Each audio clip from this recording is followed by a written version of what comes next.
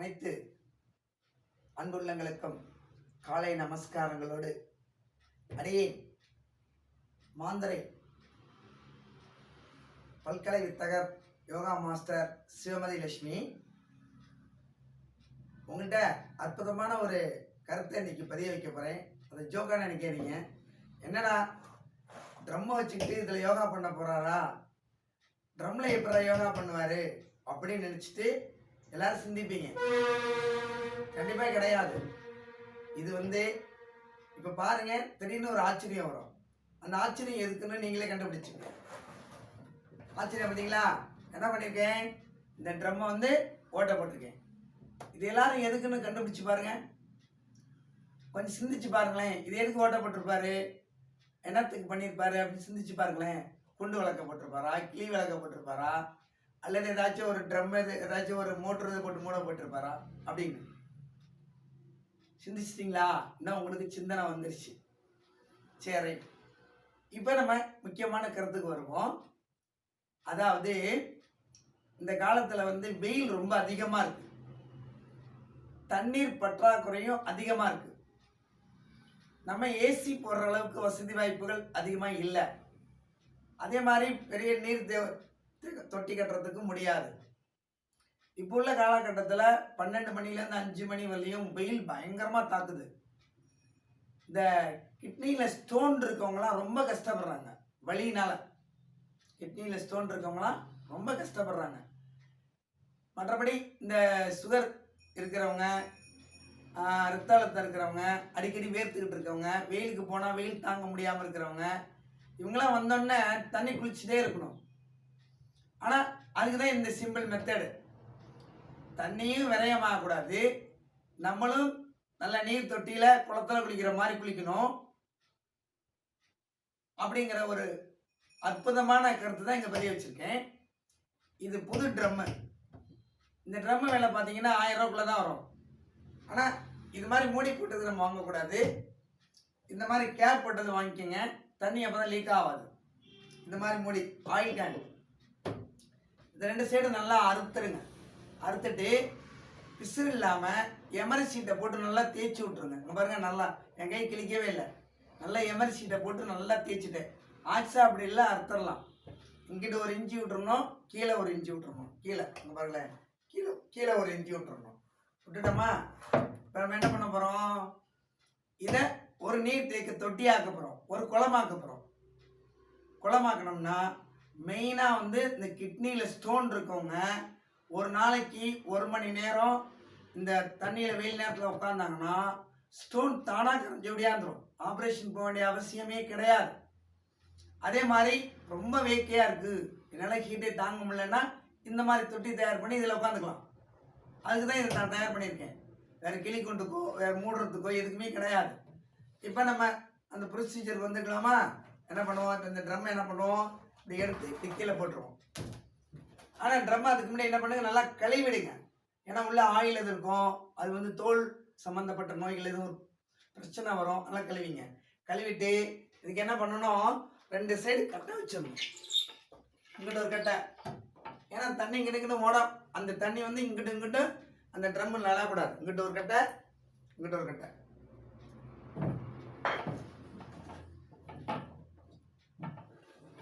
Maximum செவரை ஒட்டி வச்சுக்கிட்டா ரொம்ப நல்லது. வச்சுட்டு ஒரு கட்டை மட்டும் வச்சுக்கிட்டிங்கன்னா ரொம்ப ரொம்ப நல்லது. ஏன்னா நழுவாது. இது டைல்ஸாக இருக்கிறதுனால நழுவும். அதனால் அதை மட்டும் பார்த்துங்க. பார்த்துட்டு இப்போ என்ன பண்ணணும் தெரியுங்களா?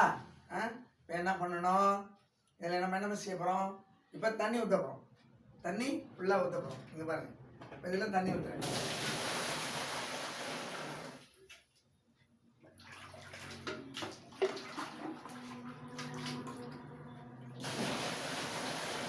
இதில் தண்ணி ஊற்ற போகிறோம்.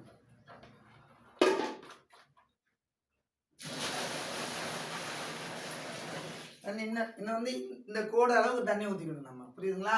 நான் தண்ணி கம்மியாக ஊற்றிருக்கேன், இந்த கோடு அளவுக்கு இருங்க. என்ன தண்ணி ஊற்றுறேன்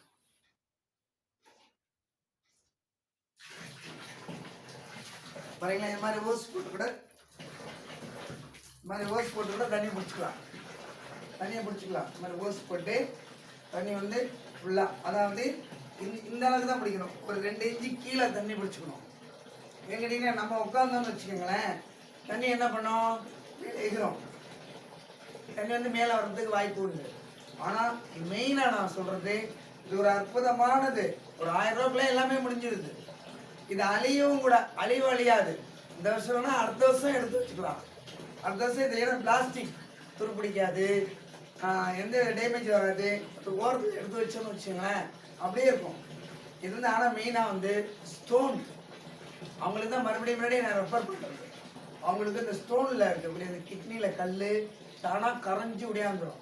ஆனால் இதை தண்ணி மட்டும்தான் போட்டுக்கணுமா சார்? மினரல் வாட்டர் போடக்கூடாது. சாதாரண தண்ணி தான் நம்ம பயன்படுத்திக்கணும். அதாவது பைப்பில் வர, இப்போ நான் வாங்க பைப்பில் நேராக ஓசி போட்டு தண்ணி பிடிச்சிக்கிறேன். இந்த மாதிரி பைப்பில் வர தண்ணி தான் இதை பிடிச்சிக்கணும். பைப்பில் வர தண்ணி பிடிச்சிக்கிட்டேன்னா அந்த டேங்க்கு நம்பிக்கும். அதாவது இந்த அளவுக்கு கையிலேருந்து பார்த்தீங்கன்னா ஒரு கட்ட அளவுக்கு தண்ணி வந்து இங்கிட்டும் நமக்கு வந்து தண்ணி இருக்கணும். தண்ணி வந்து குறைச்சி வச்சுக்கணும். நம்ம ஃபுல்லாக தண்ணி வைக்கக்கூடாது. இப்போ தண்ணி நான் நம்பிட்டு இருக்கேன். இது வந்து ஒரு அற்புதமானதுங்க. இந்த வெயில் காலத்தில் இந்த அதாவது இப்போ பார்த்தீங்கன்னா இந்த அக்னி, அதாவது வெப்பநிலை மாற்றம் அதிகமாக வந்துருச்சு. நம்ம வந்து போய் குளத்துல குளிக்கிறதுக்கு குளத்துல தண்ணி இல்லை, ஆற்றுல குளிக்கிறதுக்கு தண்ணி இல்லை. பைப்பில் பார்த்தீங்கன்னா மோட்ரு டேங்க்லாம் பார்த்தீங்கன்னா ரொம்ப ஹீட் ஆகி தண்ணி பார்த்தீங்கன்னா அவ்வளோ ஹீட்டாக வருது. தண்ணி ஹீட்டு சொல்லவே முடியாத அளவுக்கு தண்ணி ஹீட்டு வருது. இந்த தண்ணி என்ன பண்ணலாம் தெரியுங்களா? ஒரு நாளைக்கு ஃபுல்லாக வச்சுருக்கலாம், மத்திய நாளும் வச்சுருக்கலாம். தண்ணியை வீண் போகாது. கொஞ்சம் அழுக்கு இருக்க மாதிரி இருக்கு. ஆனால் இதில் படுத்துட்டு சோப்பெல்லாம் போடாதீங்க. சோப்பு போட்டு குளிக்கிறது இதில் ஏன்னா தண்ணி கெட்டு போயிடும், மறுபடியும் அந்த சோப்பு தண்ணி ஆகிடும். இது என்ன பண்ணுறோம், இதில் படுத்துட்டு நம்ம அப்படியே ஒரு 1/2 மணி நேரம் ஜாலியாக டைம் பாஸ் பண்ணலாம். ரொம்ப அருமையான இயற்கை குளியல் வேற, தொட்டி குளியல், குளத்து குளியல். இன்னும் சொல்ல போனோம்னா குளத்து குளியல்னே சொல்லலாம். இது பார்த்தீங்கன்னா நம்பிட்டு இருக்கு தண்ணி.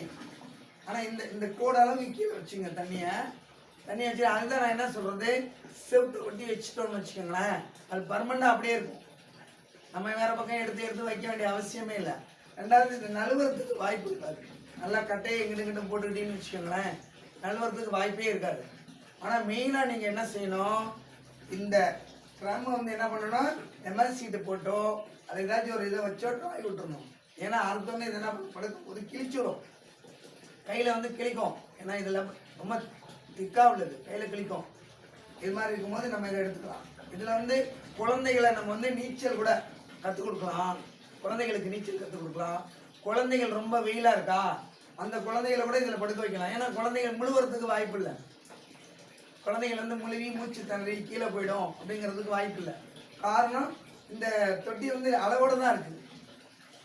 தொட்டி வந்து அளவோடு தான் இருக்குது. இப்போ அப்படிங்கும்போது எந்த விதமான ஒரு பிரச்சனையுமே வராத ஒரு அற்புதமான தொட்டி இது.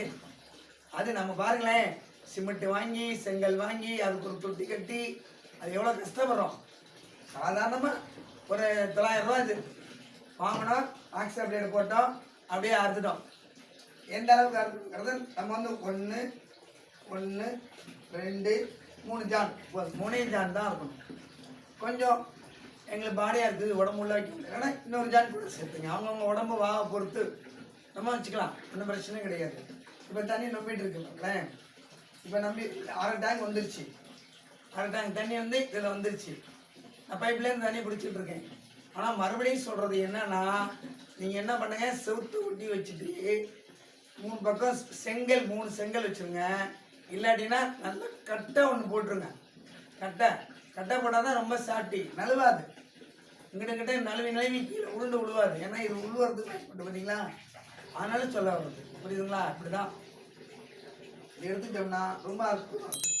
மோட்டரை விட தண்ணி கொஞ்சம் குறைஞ்சிச்சு. நான் மோட்டரை போட்டு வரணும், பரவாயில்ல. உங்களுக்கு எக்ஸ்பிளைன் பண்ணுறதுக்காக நான் சொல்லிட்டேன். இப்போ நான் இதை பண்ணிட்டேன். புரியுதுங்களா? இப்போ அடுத்து என்ன பண்ண போகிறேன், இந்த தொட்டிக்குள்ளே நான் உட்கார போகிறேன். தொட்டியில் உட்காந்துட்டு இது பாருங்க, மெதுவாக உட்காரணும். நம்ம பாட்டுக்கு டபக்குன்னு வந்துடக்கூடாது. ரெண்டாவது இந்த சைடு பாருங்களேன், இங்கிட்ட அடைச்சிருக்கு தண்ணி போகாது, இங்கிட்ட அடைச்சிருக்கு. என்ன பண்ணுறேன், மெதுவாக இந்த டேங்கை பிடிச்சிக்கணும். நம்ம டேங்கை பிடிச்சிட்டு தான் இதில் உட்காரணும். பிடிச்சிக்கிட்டு இப்படி பிடிச்சிக்கிட்டு இங்கே பாருங்களேன், இப்போ அழகாக உட்காந்துட்டேன். அவ்வளோதான். உட்காந்துட்டேன் பார்த்தீங்களா? அங்கே பாருங்க, ஹாயாக இருக்குது.